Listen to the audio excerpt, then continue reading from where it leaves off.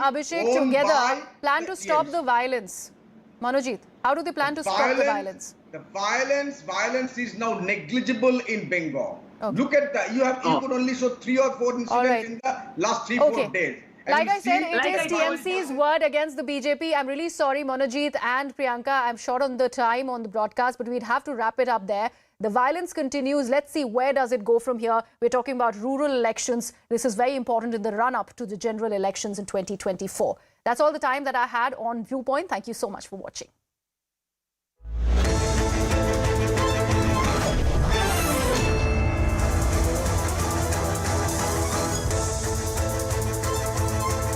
Welcome everyone. Thanks a lot for staying with us. You're watching Plain Speak with me, Shivani Gupta. Another opposition leader is now under the ED net. In a late-night drama, Cabinet Minister in Tamil Nadu, Senthil Balaji, was arrested after he was grilled for over 20 hours by the central agency in a money laundering case. He is accused in cash for jobs scam, and his tenure as Transport Minister during J. Lalita-led AIADMK government is being investigated. But as with any probe, especially involving an opposition leader, this has once again brought most parties together against central agencies and the BJP. Opposition party chiefs like Sharad Pawar, Mamta Banerjee, Mallikarjun Kharge, Sitaram Yechury and others rallied behind the DMK and targeted the centre for misusing investigating agencies against the opposition. The BJP has slammed them for backing, quote, a corrupt minister. Tamil Nadu BJP state chief Annamalai even tweeted a 2016 video of MK Stalin, now CM, where he's attacking the same minister Senthil Balaji and accusing him of corruption. Few weeks ago, we saw how PTR was sacked from the Tamil Nadu cabinet after BJP released an alleged audio of his on money management in the DMK and assets owned by Stalin and family. Is corruption beginning to taint the DMK government? More importantly, what does Stalin do now? Should he sack Minister Senthil Balaji too? We take that question to our guests in just a bit. There was high drama all around through last night. Senthil Balaji was arrested by ED around 2 a.m. Following this, he complained of chest discomfort and was taken to the government multi-super specialty hospital in Chennai around 2:30 a.m. for a medical checkup. He wept as he was being taken in. The doctor later advised an immediate bypass surgery. Chief Minister MK Stalin rushed to the hospital to meet him and claimed vendetta politics by the centre. Earlier this evening, a Sessions Court judge visited the hospital and conducted the hearing on Senthil Balaji's custody there. The judge remanded him to judicial custody for 14 days. Now, let me give you a brief information about the case itself. The period of scam under probe is from 2011 to 2015, when Senthil Balaji was Transport Minister in AIADMK's J. Lalita government. Senthil Balaji allegedly took crores of rupees for jobs like driver, mechanic and others. Despite paying bribes, several candidates were allegedly defrauded, so they didn't eventually get jobs. In 2021, Tamil Nadu Police Central Crime Branch had filed a charge sheet in this case. Senthil Balaji was also named in this. Then in 2022, ED took cognizance of the charge sheet and issued summons to Senthil Balaji in a money laundering case. Now let's take a look at Senthil Balaji's history itself. In 2011, he was appointed as the Transport Minister in Jayalalitha's cabinet. In 2015, Senthil Balaji was relieved from all the posts, but no reason was stated by the government at the time. Then in March 2018, Senthil Balaji joined TTV Dinakaran's AMMK, which branched out of the AIADMK after J. Lalita's demise. Then in September 2018, 18 AMMK MLAs, including Senthil Balaji, were disqualified. 3 months later, in December, Senthil Balaji joined DMK in MK Stalin's presence. And then, in 2021, when DMK won Tamil Nadu Assembly polls, Balaji was appointed as the Cabinet Minister in the DMK government. Now let's take a look at the charges against Senthil Balaji during his tenure as a minister. In previous stints with the AIADMK, as I mentioned, he is now accused in this cash for jobs scam, but his troubles don't end there. Even in his current stint, also as a prohibition and excise minister in the DMK government, he is facing accusations over an excise scam worth crores of rupees. Of course, that's an allegation that has been thrown so far by the opposition. Now, this case has been an interesting one. The way the Supreme Court has intervened at many steps to actually see this case through to this stage.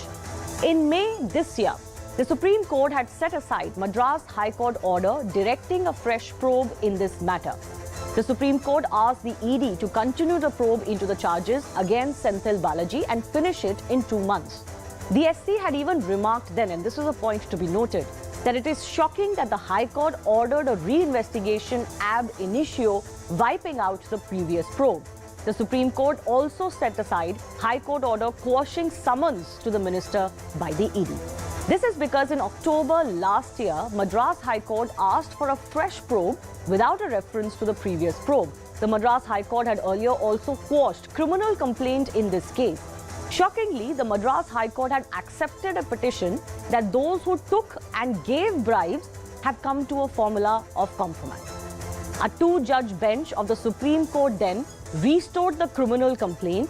Today, Justice R. Sektival recused himself from hearing Senthil Balaji's plea, which is questioning the arrest. Also today, a hearing was conducted in the hospital where the judge eventually sent him to 14-day judicial custody. His bail plea order is now resolved. Politically, the already hot state of Tamil Nadu has become hotter with this minister's arrest, and it has a spillover effect, as I mentioned, with other opposition parties also joining in. So Chief Minister Stalin has called this raid undemocratic. State BJP chief has reminded the Chief Minister of how he himself had raised questions over the same minister in the past. DMK has also alleged that ED has acted in a dehumanizing manner. BJP is saying that the Chief Minister and the party is now playing a victim card.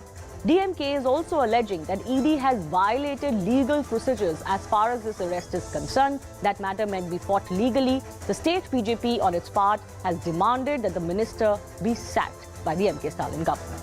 So the big debate that's coming up, will that actually happen? Will there be pressure on MK Stalin now to sack the minister, given that in the past there is video evidence of him questioning this minister? Of course, he has joined them since. But what is the next course of action for the DMK government, and more coming up in just a bit.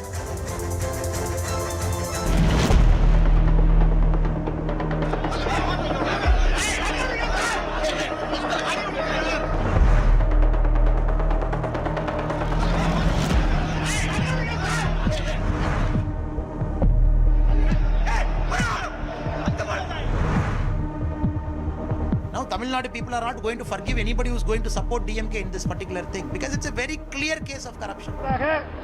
பத்திரிகை செய்தி வெளி வட்டாரத்தில் செய்தியெல்லாம் தெரிவிக்கின்றன.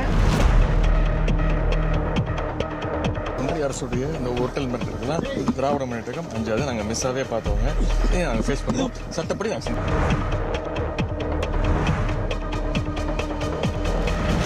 Mechanic பணிக்கு 6 லட்சம் என்று கொடுத்து ஏமாந்திருக்கக்கூடியவர்கள் லட்சக்கணக்கான. இது குறித்து 48 பேர் புகாரும் கொடுத்திருக்கிறாங்க.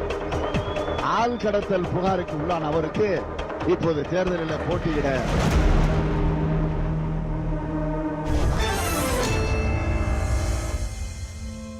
Let's go across to the guests joining us. Vinita Hariharan is from the BJP. I'm also joined by S. Ravanthi Palwai of the Congress Party. R. Rajagopalan, senior journalist, Suman C. Raman, political analyst, also with us. Suman, let me begin with you. Is it fair for the DMK government to cry foul now, given that there's a long history as far as this case is concerned and the allegations against this particular minister?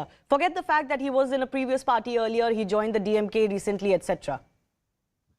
Look, I think, Shivani, we should make a clear distinction between two things. One, the facts of the case. This is a case which has gone to the Supreme Court, where the Supreme Court has said the ED can continue to investigate and the investigations into this do not have to be restarted. So therefore, what is happening, there is no problem. I think what the DMK can object to is the nature of the arrest. The manner in which? Yeah, the manner in which he was picked up at 2 a.m. This is an 8-year-old case. I mean, where is the need for a midnight arrest? He could easily have been arrested this morning, or he could have been arrested yesterday in the afternoon. So I think that there are two issues here. One is the manner of arrest, which the DMK has been critical about. But let's face it, most of these charges, especially in this particular case, against Mr. Senthil Balaji, were made by Mr. Stalin when he was leader of the opposition. So I don't think the DMK can take the moral high ground here. But the concern for the DMK is that this may not be limited to this 2015 case alone. There have been income tax raids a few weeks ago on Mr. Senthil Balaji's close associates, including his brother. Following that, the ED raids yesterday.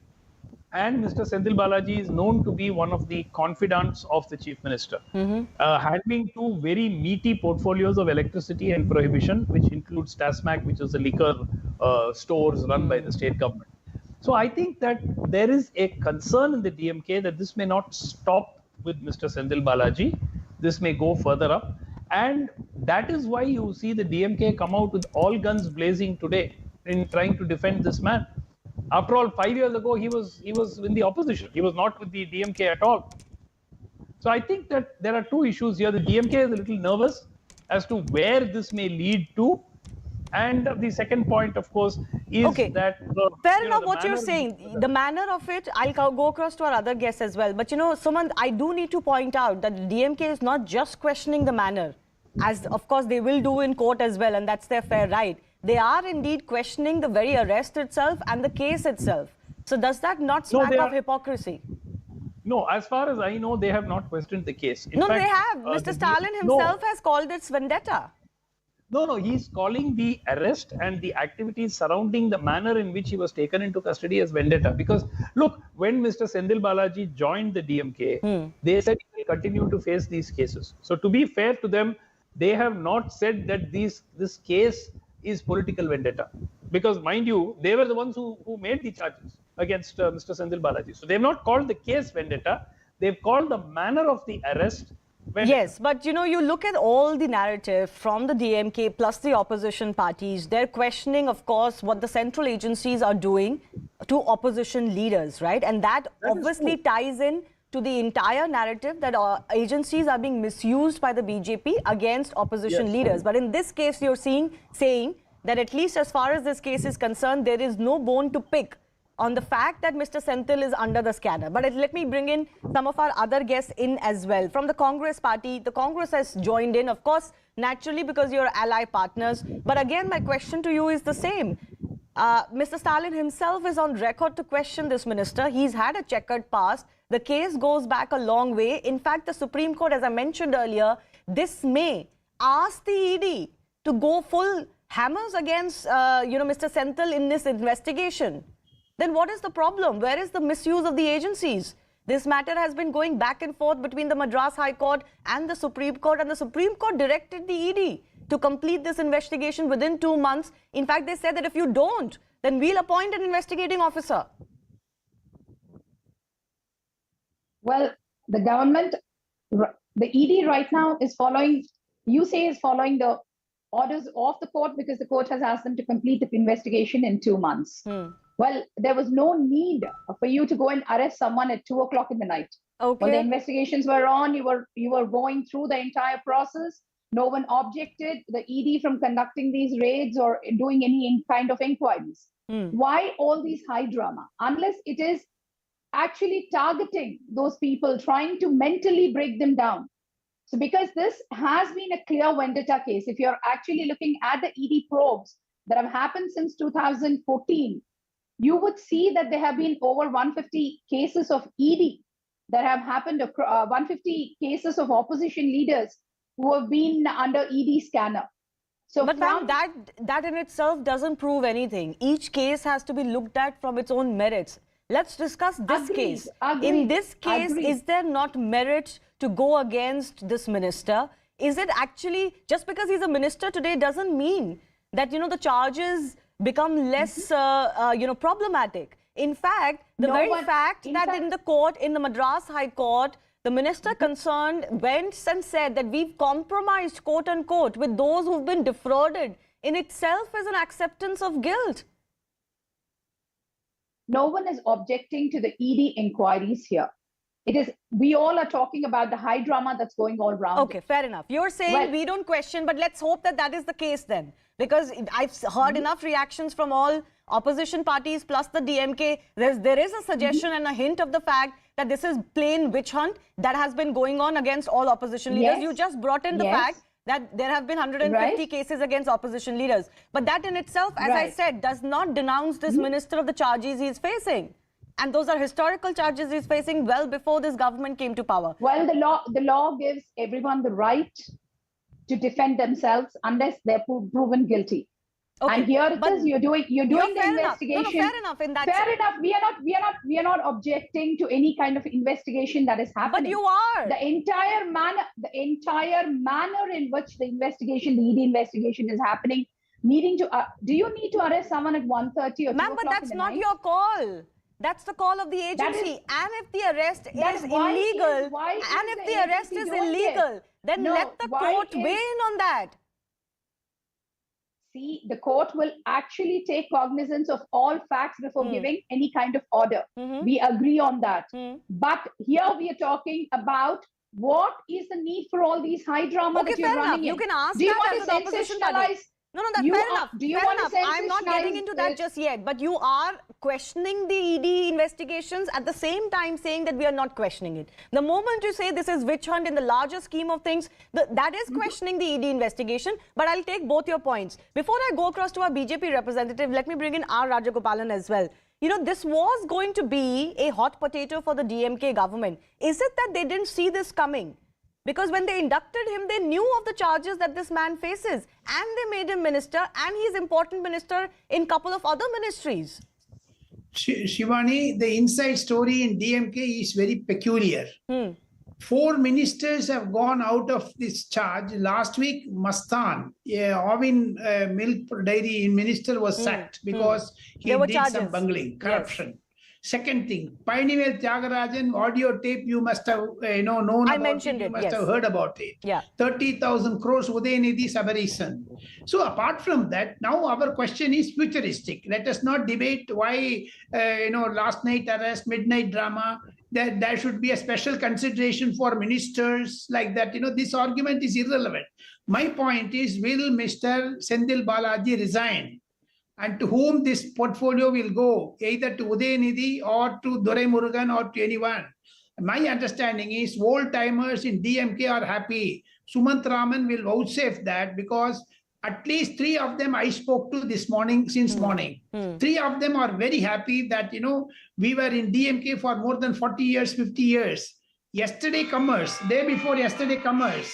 And yesterday comers have been given a task of a heavy portfolio and long list of demands. But do you believe my that... understanding is... Okay, fair enough. that- There may be internal party dynamics, but the larger question for the country and for the government is this going to be a trouble for the Stalin government? And would it be the right thing to do to then sack the minister, given the charges that he's facing?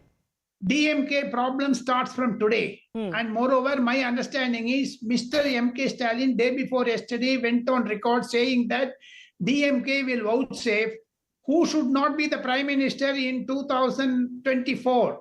They go negative of it. And my understanding is, day before yesterday, when Mr. Amit Shah went to Chennai, there was a blackout and same Senthil Balaji said, 45 minutes, there was a power cut. So if the administration is at loose ends, Mr. Stalin could not control the administrators and also his ministers. And Stalin himself admits that he is not getting sleep during night time. He went on record last month in the General Council meeting of DMK. So therefore, my understanding is DMK is facing internal crisis. Okay. Vinita Hariharan, I want to come to you on the larger issue of the central agencies. As you heard your Congress counterpart repeat that charge, that this is a larger narrative of a witch hunt against opposition leaders. We don't really see or hear of any investigations or cases in members who have joined you or from previous opposition parties. We don't really see such dramatic arrests of anyone concerned even remotely with the BJP. But, when it comes to opposition parties, the agencies not only seem to be in a haste as far as cases are concerned, but the manner in which they're going ahead and arresting sitting minister is a matter of concern. So absolutely not. So the ED and the Supreme Court and the lawmakers concerned are absolutely impartial when it comes to taking action against the accused. And so the ED is proactive. Definitely, they are proactive because of the failure of the local courts. And when you see this history of the case itself, you can see how the High Court has not really done its due diligence, and how there was a case of conspiracy in terms of the accused and the complainant coming hand in glove. And so this is a complete case where the ED had to step in because of the failure of the courts at the lower level. So the ED had to intervene, and it is the prime duty of the ED to do so. No, so fair enough. But what about the fact that these cases are only being pursued against opposition leaders? Absolutely not. Absolutely not. It's about who are the criminals and who are the people who have to be witch hunted, or if you want to call it witch hunted. But the ED will do its role and it will do its job against those who are accused. And is it justified? No, madam, is it justified to arrest a sitting minister like this? What was the tearing hurry to do this post midnight? Absolutely no tearing hurry. It's a case that's been going on since 2014, and the case has been at several levels. There have been investigations, and there have been loopholes in the investigations done at the local level. And it's a case where it's a compromise of, as it's quoted by the sources, that compromise of justice, fair play, fundamental principles of criminal jurisprudence. That is when the Enforcement Directorate has stepped in. So how, when it is done, is shifting the goalpost of the entire case, and to shift the entire focus of the case when Stalin himself has put his foot in his mouth, when we've had old clips saying that Stalin himself going outright against Senthil Balaji and his corruption. And so your demand now is the BJP's demand now is that you want this minister to be sacked. How are you going to take forward this demand in the state of Tamil Nadu? So we will let the law take its own course, and we will definitely law is taking action very quickly, and it's being catalyzed in the proactive regime of this government. And once that is done, we will definitely see how this can be done in terms of sacking the minister concerned. Okay, so Suman Raman, do you believe that that would be the right thing to do for Stalin now? No, I think the DMK absolutely the right thing. Suman Raman, please. He's answerable. He's answerable to the people of the state. So definitely, he, in his moral ground, if he has to hold a high moral ground, he has to take that action. Okay. Ms. Hariharan, please pull back. Yes, Suman Raman. No, I don't think that the DMK will drop this minister, because I think that he is considered to be too close to the DMK first family. So and if he starts cooperating, beyond a point with the investigating agencies, then how things could pan out could be very tricky. So I don't expect the DMK government. But then wouldn't that invite a charge of taint on them? The fact that they're not even willing to, sack a minister who has such serious charges against them. I mean, there is a cost analysis here, right? Even when Kanimozhi was arrested, so many ministers did not queue up to go and see her. And today, from morning, almost the entire cabinet has been sitting in the hospital with this man. And then the chief minister goes and sees him. The DMK lawyers file the appeal. In fact, Mr. N.R. Ilango, who's a Rajya Sabha MP of the DMK, he is the one who argues the case for Senthil Balaji before the court in the evening. So they have decided that they are going to go all out to defend Senthil Balaji. Let me reframe my question then. Could this case become an albatross around the DMK's neck then? I think politically they don't care enough about the fallout? No, if this is purely about that 3 crore or 4 crore which Mr. Senthil Balaji is alleged to have received in 2015, then clearly there will be no issues and no problems for the DMK. But if the Enforcement Directorate has got their hands on something more in the last few days, during the raids and during the IT raids which happened earlier on in nearly about 30-40 places, if that is the case, then all bets are off. But if it relates purely to the 2015 case, then I think the damage to the DMK is not going to be significant. Okay. Let me also bring in the element of what has happened in this case in courts. I found it very, very interesting, which is why I chose to highlight it. And Sumant and Rajagopalanji, I'll ask you for your views. Sumant, I ran this whole history of how many times Senthil Balaji almost received a reprieve of sorts as far as the Madras High Court is concerned. There is a historic judgment Yeah. where it said that since the money was repaid, Yeah. Then there there's is no I crime. mean, so the Supreme Court literally, came down very hard on that judgment of the Madras High Court. I Yes. mean, it was shocking. Even at the time it was passed, there were a lot of people who raised serious questions about that judgment, where the man being a public servant, you cannot reach a compromise in a prevention of corruption case. Even if the money is like saying, then I'm sure anybody who's caught in a corruption case to repay the money, right? That's not where it ended. The High Court or even quashed the criminal complaint in this case. Absolutely. The High Court quashed summons in this case. The High Court even asked for the probe to go on, but minus the probe that has already taken place. So a fresh probe. Exactly. So this is I don't want to say anything more, but this does raise eyebrows. It raised eyebrows at that time. There were people who commented and said that this is a shocking judgment. And there was no surprise at all when the Supreme Court overturned it. Though, interestingly, the state did not go to the Supreme Court. It was another individual who went to the Supreme Court against this order. It was not the state government which said, oh my God, this judgment seems to be, bad in law and we should take it up to the Supreme Court. The reason I'm highlighting this is because as Rajagopalan, as citizens, this makes us concerned, of the nexus where there is such bravado in a case like this of corruption, where the minister accused of corruption is going to court and saying, oh, I have given back the money, so now there's no problem. And, the court admits it. And if it wasn't for the Supreme Court directing the ED to carry on this investigation, God only knows what would have happened to a case like this. This is first time in Indian history such a case is being fought. Supreme Court came down heavily. You missed the point, Shivani. The Supreme Court also threatened the Tamil Nadu police. Yes. If you don't properly investigate ED and we'll Tamil Nadu appoint police, an investigation we officer. will form a special investigating committee, special investigating team, SIT. So therefore, Supreme Court heavily, was after the law. Now, Shivani, legal matters are over. He has been arrested. Now it turns to be a political. Will Mr. Stalin sack Mr. Senthil Balaji? I differ from Mr. Sumantraman. Yes, he will sack him in another 1 or 2 days because the income tax is also raiding simultaneously in the Karur, his village, Senthil Balaji's village. Apart from that, last month, Udayanidhi, the foundation was frozen. The Enforcement Directorate did it, and the first family's houses were also raided. Therefore, it's going to be a long queue of ED raids. Tamil Nadu has come into the focus.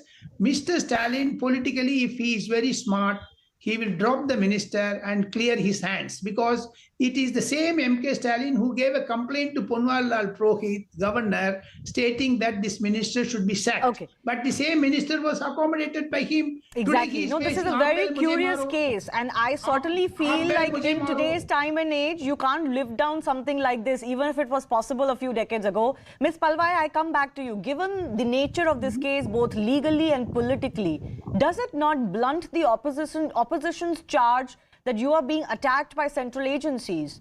Actually, the charge of corruption and very, very verifiable cases are all against, opposition leaders. If not the Congress itself in this case, then your partner, and you will also face the question of supporting this, of abject corruption. Shivaniji, if you take a look at the history, starting from Sudhendru Adhikari to Mukul Roy to Narayan Rane, all those who had faced ED allegations, the minute they joined BJP, everything was dropped. It was whitewashed. So similarly, if all these cases, what happened to the Vipum case? What happened to the Rafale scam? Why is the Ma'am, Rafale scam should be brought in the same breath. There was no scam. The Supreme Court has ordered on that matter. Right. So all these, the ED has so many other cases pending before them. So the haste in which they acted, well, here you state that the Supreme Court has given you directions to complete everything in 2 months. So there is a need to run and hasten up everything. Agreed. The Supreme Court has given an order, you're doing it. But for an 8-year-old case, the haste in which you're acting, the drama, everything is reeking of you didn't vendetta. answer my question. Really? The fact that this minister was in a different government, had corruption charges raised by MK Stalin, supported by you, now in the government supported by you, that blunts your charge of the washing machine on the BJP because you've done effectively the same. The truth will come out. We are not running away from it. We are saying law will take its own course. Okay. Neither is Mr. MK Stalin nor is anyone interfering in the ED inquiry. But we are asking what happened to the other ED inquiries that happened earlier. This is not the first case. There have been so many other cases. There have been cases against the Reddy brothers in Bellary. Okay. What happened Yes, to all Mr. of them? Rajagopalan, you want to come in 30 seconds and the BJP representative. There is a case against Sonia Gandhi also on National Herald. Whether Congress spokesperson agrees to that also? We are fighting She's it out on in the bail. court of Sonia law, sir. Gandhi is on bail. We are fighting it out in the court of law. The justice will prevail. Okay. Yes, Ms. Hariharan, I'll give you the final 30 seconds. You know, there is, of course, a problem of perception for the BJP. As I said, we don't witness this, happening for anybody associated with the BJP, even remotely associated with the BJP. So first of all, this is a case by the ED and by the Supreme Court and not by the BJP against anybody else. And it is the 13 victims of this case which have filed charges from time, from the various points of time in the case as you trace back the case, as you've done it very well in the channel. So it's not a case of BJP against anybody else. And the law is absolutely impartial. And whoever is proven guilty, there would be charges and probes against them. So it's just not showing any partiality. So if you're questioning the merit of the arrest, then you have to question the merit of the Supreme Court and the ED. That's what you're doing. You're questioning. Well, the only thing under question now is if in the manner in which this arrest was done was right or wrong. And I think there is a plea for that in the court. The courts will weigh in on that. Yes, Sumant, you want to say something? Final 20 seconds, please. Yeah, Shivani, I think there's still plenty to come out in this case. I think we should all hold our horses because Senthil Balaji is often referred to as the Eknath Shinde of Tamil Nadu. So what could happen is something that we need to wait and see. How much pressure would be put on him? What is the evidence that the ED has? Would he crack under the weight of that evidence? How far the DMK will go in defending him? None of this is known at this point of time. So I think we should hold But our you're horses suggesting that he is pretty much a heavyweight and taking him down is going to be difficult. Is that what you're suggesting? He's considered a money bag. Okay, so a recent by-election, it is believed that over 100 crore was spent on one by-election. I mean, unimaginable even 15, 20 years ago. So he's considered a money bag. He's considered very close to the first family of the state. So to what extent, I agree entirely that they should probably be distancing themselves from him at this stage. But the way they've come out, all guns blazing in support, me that there is makes some you feel that there are no difference. Okay. The fact that we say all of this openly and the analysts are saying it, and it has become normalized in India when we talk about corruption, it is in itself a matter of concern, and it always makes me a little bit concerned as a journalist. Thank you all of our guests for joining us. We have some breaking updates now coming in. Law Commission of India has invited views of the general public and recognized religious organizations to examine Uniform Civil Code. The Commission has given 30 days time to the public and the religious organizations to present their views before the Commission. My colleague Ananya Bhatnagar, tracking legal cases, joining us. So Ananya, what is the background to this, soliciting of public and religious organization views? How seriously is the Law Commission considering UCC at this stage? What stage are they at? Well, the 22nd Law Commission of India has been tasked, and this whole issue of Uniform Civil Code has already been referred to, in fact, the Law Commission. And now the Law Commission saying, and I quoted from what the Law Commission has given out, is that initially the 21st Law Commission of India had examined the subject, but since it's a very, very crucial issue, this 22nd Law Commission that is being headed by retired Justice Rituraj Awasthi, is now also inviting opinions from the people and also from recognized religious organizations. So definitely this is a big move that is coming in from the Law Commission of India. We just saw recently how the Law Commission of India gave its report on the sedition issue. And in the month of February this year, we had seen that the Supreme Court had closed the petition with regards to, formulating a law on Uniform Civil Code, clearly saying that, this is the Parliament's domain and we cannot enter into it. In fact, the centre also supporting that there should be a Uniform Civil Code, but this is something that needs to be done by the Parliament. And if at all the Parliaments want to act upon, this whole issue of Uniform Civil Code, either by the monsoon session or, in fact, later this year, the Law Commission might come up with its report and could give out its view on the Law Commission. So that's exactly what I wanted to ask you, Ananya. Generally, when the Law Commission invites such public opinion, and this is sometimes done for other legislations as well, what happens after that? The Law Commission will formulate a report on the basis of the opinion received and its own legal opinion, and then what happens after that? Well, when the Law Commission actually frames a legal opinion, this report is actually given out to the Ministry of Law and Justice, which is tabled before, in fact, the Parliamentary Committee and, in fact, before the Parliament as well. And then a discussion on the issue could actually happen. But this, if at all the Law Commission's view are in favor of a Uniform Civil Code, this might be a weapon in the centre's hand to, give out a strong debate with regards to, how a Uniform Civil Code is needed in the country. All right. Ananya, we'll leave it at that. I do thank you for joining us with those breaking updates. Moving on, a massive financial crisis is being reported in Himachal Pradesh. Congress government is facing the heat for not being able to pay salaries of as many as 15,000 employees of various departments, despite half the month already gone by. Several people hired during COVID times have also not been paid for 4 months, we are learning, and are facing the axe now. This is coming at a time when Chief Minister Sukhu has himself been raising the alarm over state finances. While the Congress government is facing questions over their freebie model that can be credited to also getting them into power in Himachal earlier, and reversing of the NPS, the new pension scheme, to the OPS, one of their promises in the state, that increased the burden on the state finances. The party and the government is blaming the previous BJP government for leaving the finances in a precarious situation. Now, the state of Himachal Pradesh has accumulated a whopping debt of 75,000 crore rupees. Despite facing a mountain of debt, the 6-month-old Congress government promised to revert the old pension scheme, placing an annual burden of 800 to 900 crore rupees more.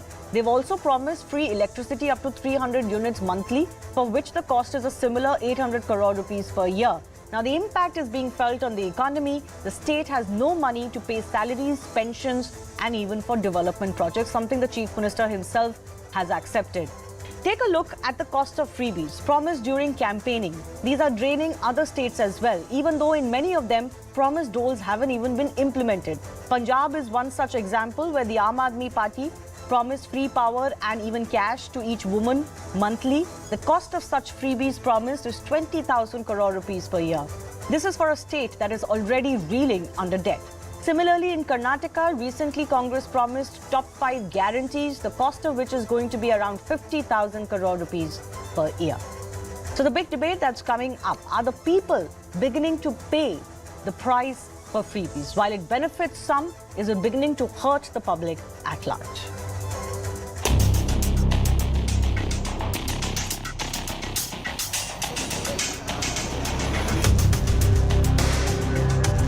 Pension और salary की राह में आज 14 तारीख हो गई है और पेंशन और सैलरी का कोई अता पता नहीं है। बड़े दुख की बात है। वर्तमान जो फाइनेंशियल जो स्थिति है, जो क्राइसिस आया है, उसके लिए कांग्रेस पार्टी के साथ साथ में कांग्रेस सरकार वो जिम्मेवार है।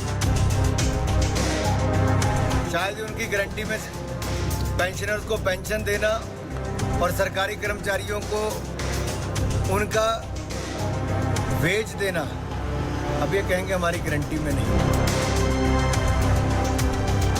HRTC की व्यवस्था आपको मालूम है कि 144 करोड़ रुपए का खर्चा है पर मंथ और इनकम 65 करोड़ है। फाइनेंशियल पोजीशन है जो पिछली सरकार से एक बहुत बड़ा कर्जा 75,000 करोड़ का या 11,000 करोड़ रुपए की जो लाइबिलिटीज मिली है, उसके बावजूद ये सारी चीज़ें एक चैलेंज तो प्रेजेंट गवर्नमेंट के सामने है।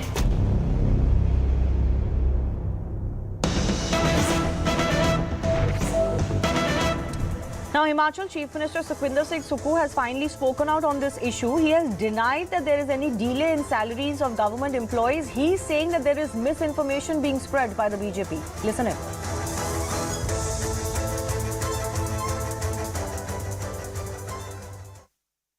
टीसी की सैलरी हमेशा 17-18 तारीख को ही मिलती है। 1 तारीख को मिलती है नहीं, हाँ तो खुद कह रहे तो 14 तारीख को मिली, आजकल में मिल जाएगी।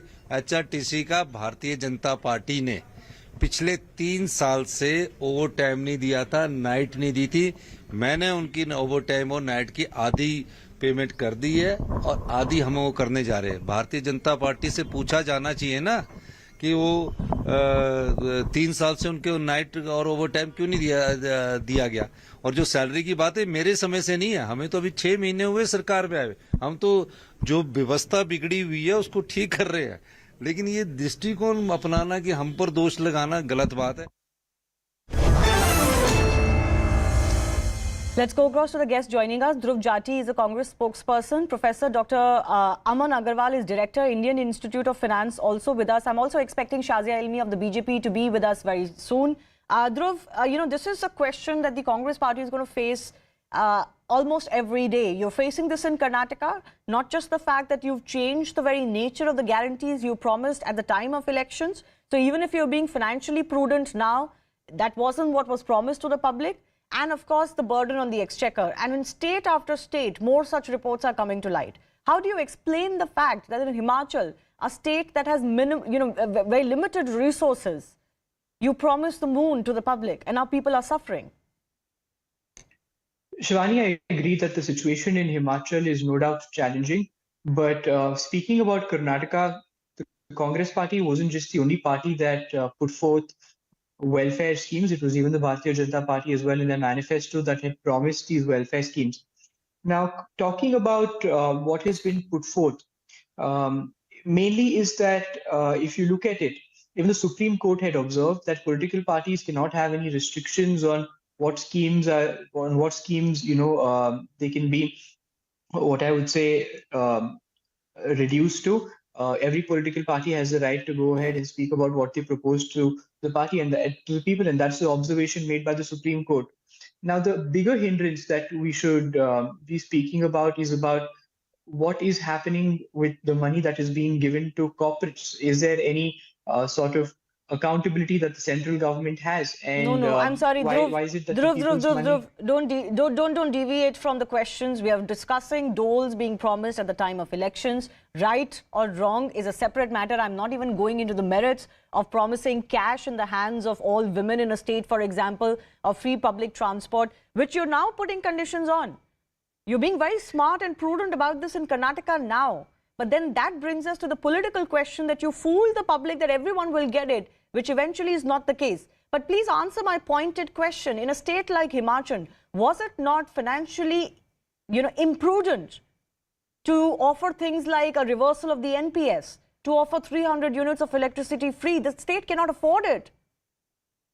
No, we cannot deny that it's not a challenging situation. I wholeheartedly agree that it is a challenging situation in Himachal, but you cannot say that in Karnataka we fooled the people simply because there are beneficiaries already of the Congress guarantees and they were happy. You must look through most of the videos or the clippings. No, a lot of them are complaining too. During the scheme of the, I'm talking about the free bus pass system, which was recently inaugurated, and you can see the happiness amongst people, especially those in the rural areas who suffer to, can I tell you, there are images on social media and they are not rural women. In fact, the question that is being faced, that is being asked on social media is, did these women deserve free bus tickets? The kinds that are posting their selfies with those free tickets, including your Congress spokespersons. No, I understand what you're referring to, and in order to promote the scheme that is put forth by the party, I think it's important that awareness is spread on the whole. There are two issues here. No, Dhruv, there are two issues here. If the state can afford it, the state must offer, more services to the public. I don't think anybody is denying that. But one, this is about what is promised at the time of election and the nature of the scheme implemented. That is one issue. The second issue, I want to go across to the financial expert on our show, Dr. Aman. The other issue is about what states are going through as far as their exchequer is concerned, their debt ratios is concerned, the loans that they're having to take to pay these to service their salaries, pensions, etc. Are you sensing that in the race to come to power, and we live in very politically heightened atmosphere, you know, parties and governments just no longer are looking at the financial health of a state? No, I quite agree with your statement which you have made just now. But the important thing is, firstly, a very thin line which actually divides between freebies and welfare schemes. And that's been a complex question because the opposition always says this is a freebie and the party in power will say this is a welfare scheme. And this is not something unique with India or any other specific country. It's whether it's a developed country like the United States or Japan, or even a country like India, we have seen these kind of things happen where freebies or subsidies or in fact welfare schemes are given out. In a country like India, for till almost 2015-16, roughly about 13 lakh crore was being waived every year on account of farm waivers and others. And then there was a major stop which was done, accounting for that. But then again, recently we saw again farm waivers has become a move which is getting up given the fact that elections are due. So there is a very thin line between welfare and what you call freebies. Yes. But what you rightly said is very critical, whether we can afford that freebie or not, or a welfare scheme to be given out, looking at the financial condition or the balance sheet of our state. And that is very critical for both the party in power as well as the administration there to actually enlighten them that this would not be an important factor to go forward, given the fact that it is the taxpayers' money which they're actually using to go and give out these freebies or welfare Not schemes just taxpayers' to the people money. at large. One could And that will argue, be the as cause many of political the parties do, that everybody pays tax. It's not just about direct income tax. But, you know, fundamentally the issue that the public does need to understand is that these quote-unquote freebies, they come from someone's pocket, right? The government doesn't magically produce this. So in Karnataka, for example, there are people who are paying a higher electricity bill than they used to before the new government came to power. Rates have been hiked, etc. I know Congress will say this was partly done by the previous government. And there are some who will get the benefit of 200 units, up to 200 units of electricity free. So, you know, while some may benefit, the others are having to pay for it. For others, there is a cost involved and an additional cost involved. Shazi Almi of the BJP is also joining us. Shazi Almi, we've just heard from the Chief Minister in Himachal Pradesh. He's saying that this is all a canard being spread by the BJP. That actually salaries have not been held. It was always paid on the 17th of the month. The BJP is trying to defame the government there. And actually the BJP is responsible for the sorry state of finances in the state of Himachal Pradesh. So let's start from the very beginning. I think there's a lot to be said on the subject. And it started, we know that for years and years, subsidy politics has been in play. Now it's important for politicians to do their work, and that would be good. And good politics would mean welfare economics, would mean reaching out to the last man or a woman down the line. But good politics should also makes for good economics, which means that the overall economy of the state and of the center and of the union, so to speak, remains solid. Now we've seen the challenges that have happened of late. There is a difference between pre-budgetary allocation and a planning in the outlay in the scheme of things. There is something else about electoral SOPs. Now, when you start giving these SOPs just to come to power and appeal to the lowest common denominator and say that, look, everybody gets 1,500 here and 2,000 there, what does it do? What does it do for you? Immediately as a political party, your stock rises because there is this open promise of money, cash. But it takes away a lot from the overall economy. You see what happened in Punjab. Now, so many promises were made. It is not financially tenable to deliver those promises because there is a huge debt. There is a fiscal deficit. There is a massive debt that the state owes. And where do you get the money? So what they've ended up doing, they've ended up raising the VAT on petrol and diesel. That's what Punjab has done. So again, it is the same people, because that does not only mean the car owners and the bus owners and the roadways, but it also means inflation because it affects goods and services. It affects the prices of vegetables and fruits. So indirectly, you hurt the same garib insan also as much as the middle classes. And I think this is where the realization should come in, that it hurts all. If you think, and हमारे बहुत सारे गरीब भाई बहन हैं, उनके लिए बहुत मैटर करता है, 500 मिल जाए, 1000 बहुत बड़ी चीज होती है, और हम समझ भी सकते हैं. लेकिन इस तरह का कॉम्पिटिटिवनेस अगर पॉलिटिक्स में आ जाएगा, तो आप सोचिए आप क्या करेंगे. इससे सबका नुकसान है. No, that's exactly what I pointed out. Overall of पैसा कहीं और से निकालना पड़ेगा. Exactly, that's exactly what I pointed out, that it ultimately comes from someone else's pocket. And the bottom line is the financial health of the state. There is a cap on how much you can borrow. And, you know, states are floundering on that. So let me give Dhruv Jati 30 seconds to just respond on that, because primarily this charge is coming against parties like yourself. Of course, AAP has faced that in the past. Don't you think it's time to come together to also think of what you can promise and what is just not doable? Shivani, first of all, it's the money of Kannadigas being used for Kannadigas, right? And subsidy on the whole has a bunch of indirect benefits. You just can't call it a freebie. There are merit and non-merits which were published by the Congress government themselves when they were in the center previously, and you must have a look at it. What I'm trying to say is that when a scheme like the free bus pass is benefiting a bunch of lakhs, in fact, of rural women, what is the problem with it? And if it's going to be the problem is whether the state can afford it or not. Also, maybe the money could have gone into adding more buses. This is a fundamental question between developmental expenditure and freebie expenditure. Why not add more buses to the transport department so that more people can travel in better conditions? Let me give Dr. Aman a final 30 seconds. Well, no, I'm sorry, I've run out of time. 30 seconds to Dr. Aman as well.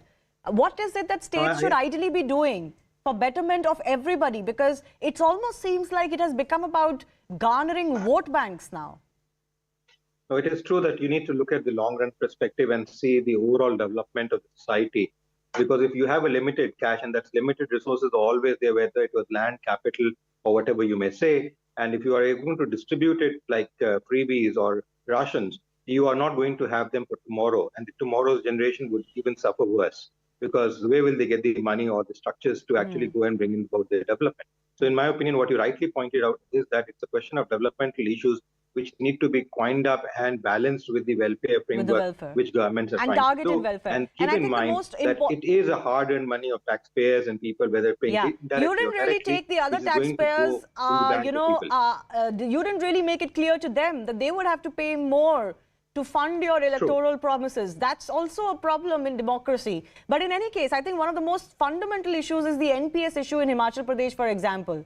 This was something that was done because India needed it. And in Himachal, the Congress and other states also, it's going on to promise a reversal to the old pension scheme that when the states cannot afford it. And you've got your own former advisors saying that this is a disastrous move. So I'll leave it at that. We'll try to take up this issue in greater length in days to come. A big thanks to our guests for joining us.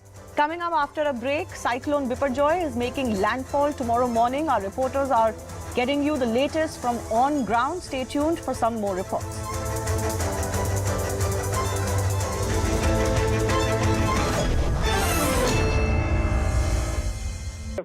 Materials. Is this a joke played on the people of Tamil Nadu? What authority does the ED have to enter into the offices of the Secretariat? The sanctity of the will of the people of Tamil Nadu is violated. So why are they doing this? They are doing this to please the BJP, or the BJP High Command has directly issued. 2 days back, Mr. Amit Shah was here, and the Chief Minister made pertinent questions to him. What has he done for the state of Tamil Nadu? There was no answer. Mr. Amit Shah's visit become an absolute failure. He is not able to stomach that. So 2 days later, ED comes and arrests Mr. Senthil Balaji. The question is this. Mr. Senthil Balaji is here cooperating with the investigation. What is the necessity to arrest him in the middle of the night? His human rights are violated. Is he a hardcore criminal? But a criminal who's accused of sexually assaulting the medalists are roaming free. They're going to the Parliament House and making statements. And Mr. Senthil Balaji, who's been cooperating, is arrested in the middle of the night. This is the kind of justice BJP wants to give to everybody. But sir, the BJP has claimed that because Senthil Balaji is a minister, he should cooperate with the investigation and not create such drama while he is being interrogated, and he should cooperate. He is cooperating. He has been cooperating so long. The court has granted anticipatory bail in the main case. Now the ED suddenly comes in and says, oh no, we have got evidence. We got that evidence only in the Secretariat. The offense happened, the occurrence took place in 2000, the alleged occurrence took place in 2011 to 2015. For that, Mr. Senthil Balaji will be having the evidence in the Secretariat. The office which he assumed in 2021. What joke is the ED officers trying to play? So they are deliberately trying to provoke. They think that they can bring a bad name to the DMK government. But it is the BJP which is losing out. The entire opposition in our country is united. They've condemned yesterday's search. And then a person, you imagine 17 hours, he's being held captive, and he is not allowed to any of his normal functions. You don't allow him to sleep, and suddenly, middle of the night at 3 o'clock, you are arresting him. 3 o'clock. All right. Without any this thing, they are arresting. What kind of investigating agency they are? All right. Mr. Saravanan, please stay with us. We also have BJP's Narayanan Tirupati joining us. Sir, a very good morning to you. So we have DMK's A. Saravanan with us, who claims that this arrest of Senthil Balaji is illegal, and in fact he has also claimed that this is a vendetta against DMK by the centre. Your reaction on this? No law prevents the law enforcing agencies to arrest anyone at the 3 o'clock in the morning. First of all, Mr. Saravanan is also an advocate by profession. I think he knows that. Number two, what is he accused of? He has been accused of cheating common men, assuring them of jobs in his ministry when he was a minister in transport ministry. He was the minister. And this accusation was very clearly exposed by Mr. Stalin, the then opposition leader and the present chief minister. They have even met the governor and accused Mr. Senthil Balaji of doing huge corruptions when he was in so many ministries. It was not the BJP who had accused. It is the DMK which has accused the same Senthil Balaji and given him the ministry. Mr. Saravanan is asking whether he can hide documents pertaining to 2011-15. Why not? Why can't he hide? He can do that. The law enforcing agency has got each and every right to interrogate, and it is the duty and the responsibility of a minister to cooperate with the law enforcing agency. The chief minister is to be highly condemned for not ordering Senthil Balaji's dismissal. He should have asked Mr. Senthil Balaji to cooperate with the Enforcement Directorate. That's it. All right, Mr. Tirupati, please stay with us. Mr. Saravanan, how would you like to respond to Mr. Tirupati? See, that's what authority, what moral authority does any of these BJP leaders or spokespersons have to comment upon anybody else? What have they done with Mr. Brij Bhushan Singh? He is accused of sexually assaulting. What a heinous crime. And what was he doing? He was given a red carpet welcome in the parliament. And these people come here and preach about probity in public life. What a joke, what a pathetic joke is this. The question is, there are guidelines for arrest. You cannot arrest anybody in the midnight. Let him go educated about the Supreme Court judgments, which speak about when an arrest is required or when an arrest is not required. He is not Mehul Chokshi or Nirav Modi to fly away after looting the country's money worth 5,000 crores. The BJP remained a mute spectator. They were all, close allies of whom? Does the BJP have any answer for that? So let the BJP not preach. They are the most corrupt party India had ever seen. They are the corrupt party giving asylum to everybody, rapists and all other people. All right. Mr. Tirupati, your response on... I can understand. Yeah, I can understand the tension and the emotion of, Mr. Saravanan, because Senthil Balaji is a milking cow for the DMK government now, though he was seen as a very big scamster and a very big corrupt person when they were in opposition. Now What it is is your answer to very Brij clear. Bhushan Singh, sir? It is very Why are clear. you It is very supporting him? clear. Why are you supporting him? It is Are you very not clear. ashamed to support that Mr. it Brij was. Bhushan Singh? It was. See, Are I you think ashamed? Mr. Are you ashamed or Saravanan not? have some decency, Are you have ashamed some or not manners to keep support quiet, Brij Bhushan okay? Singh? You keep Sir, quiet.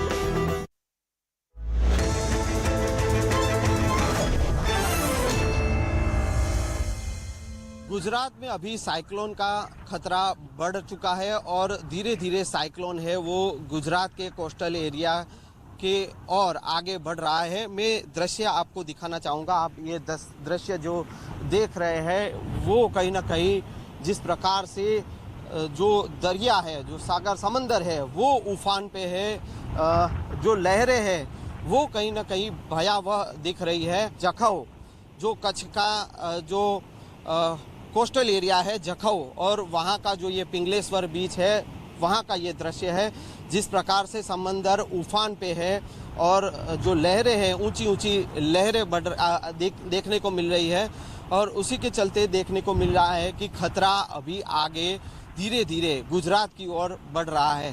हालांकि प्रशासन की ओर से यहाँ पे कड़े इंतजाम किए गए हैं। ये पिंगलेश्वर बीच है जहाँ पे लोगों को यहाँ से नहीं आने का जो प्रतिबंध लगा दिया गया है। कोई भी जो आम जो पब्लिक है, जो प्रवासी है वो ये बीच पर नहीं जा सकते हैं।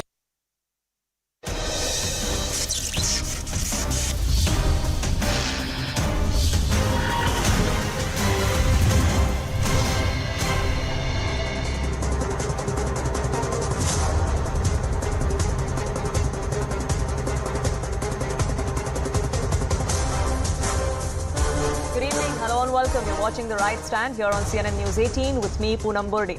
At around 2 a.m. last night, Tamil Nadu Minister for Electricity, Prohibition and Excise was arrested by the Enforcement Directorate.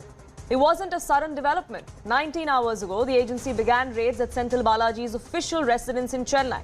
A few hours later, his office at the Secretariat was raided. 2 locations, hordes of documents sifted through, and hours of questioning later, Senthil Balaji was arrested. But that wasn't the end of the story. This is how the DMK minister was taken out of his residence. A 47-year-old man bursting into tears, clutching his chest as he was shifted into an ambulance to be taken to the hospital, writhing in pain until he was taken inside the hospital in a near unconscious state. At the crack of dawn, DMK leaders, 15 ministers queued up at the hospital to visit Senthil Balaji. They all had one thing to say. This is vendetta. It's a blatant misuse of agency, they said.